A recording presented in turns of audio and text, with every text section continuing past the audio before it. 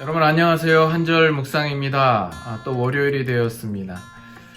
우리가 지난 한 2달 넘게 이 한절 묵상 시간을 여러분들과 함께 가졌습니다. 그런데 이제 오늘로써 이 한절 묵상을 일단 마무리를 짓습니다. 꾸준하게 한절 묵상을 함께 또 시청하셨던 여러분들 중에는 또 아쉬워하고 또 안타까우신 분들도 있으시겠지만 이제 내일부터 우리 교회 새벽 기도가 시작이 됩니다. 그래서 이 한절 묵상과 병행해서 하기에는 다소 이제 개인적으로 좀 무리가 있습니다. 그래서 일단은 새벽 기도에 다시 좀 더 집중을 하고 장차 하나님께서 또 마음을 어떻게 움직이실지 차후에 또 다른 방법으로 또 여러분들과 또 이런 방법으로 또 만날 수 있는 기회가 있기를 한번 기대하고 또 소망해 보도록 하죠. 이렇게 한절 묵상이 아니더라도 여러분 개인적으로 여러분의 삶 속에서 항상 말씀을 가까이 하시고 또 말씀 가운데 주시는 하나님의 은혜로운 말씀, 영적인 양식들을 꾸준히 공급받으셔서 그 하루하루가 더욱 성숙의 기회로 삼는 그런 시간들 될 수 있으면 좋겠습니다. 오늘 일단 마지막 한절 묵상 말씀 나눕니다. 출애굽기 1장 7절 말씀입니다. 이스라엘 자손은 생육하고 불어나 번성하고 매우 강하여 온 땅에 가득하게 되었더라.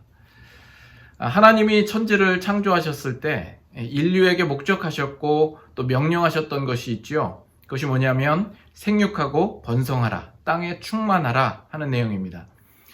또 아브라함을 불러서 아브라함에게 약속하셨던 내용이 있죠. 내가 네 자손을 하늘의 별 같고 바다의 모래 같게 하겠다 말씀합니다. 그런데 이스라엘 백성이 애굽 땅에서 종으로 400년 동안 있었습니다. 그 기간 동안에 하나님께서 어떤 특출난 하나님의 사람을 세우시거나 어떤 기적적인 간섭이 나타나시지 않았지만 이스라엘 백성은 그 기간 동안에 어마어마하게 늘어납니다.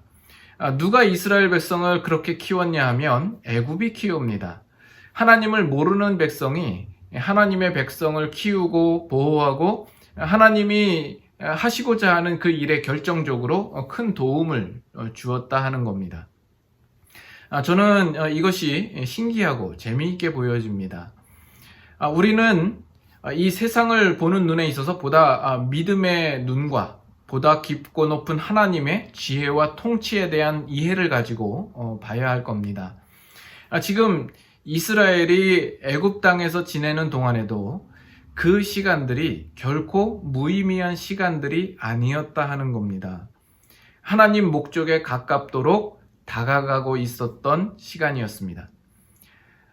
이것은 오늘날 우리가 지금 바이러스 문제로 인해서 여러 가지 어려움을 겪고 있죠. 우리 모두는 삶이 좀 제한되어 있고 교회에서 모임을 갖고 예배드리는 일조차 힘든 시기를 우리는 지났습니다.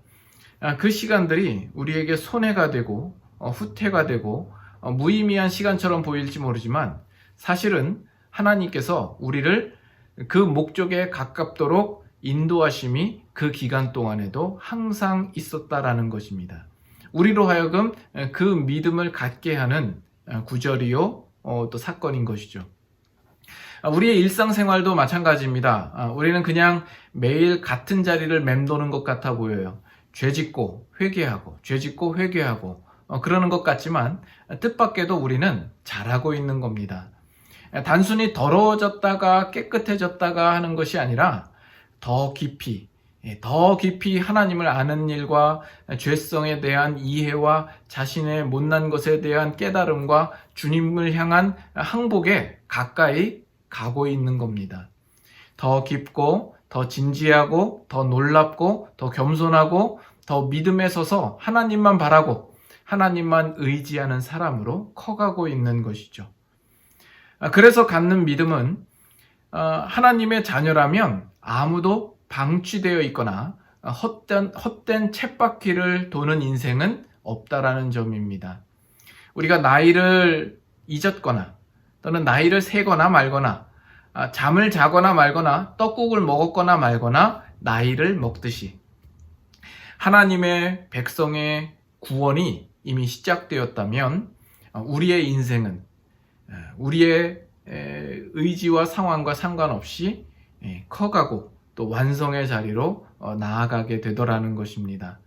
그래서 지금 여러분들이 살아가는 그 삶 속에 아무런 변화가 보이지 않아요. 마치 애굽의 종으로 있는 것 같고, 그리고 하나님의 어떤 기적적인 간섭이 당장 나타나지 않는 것 같아 보여요. 그러나 그 시간들이 하나님께서 여전히 우리를 붙잡고 우리를 보호하시고 하나님께 가까이 가도록 우리를 인도하시고 있다라는 사실을 우리는 믿어야 할 것입니다. 그래서 오늘 살아가는 이 하루의 삶도 여러분에게 결코 무의미한 삶이 아닙니다.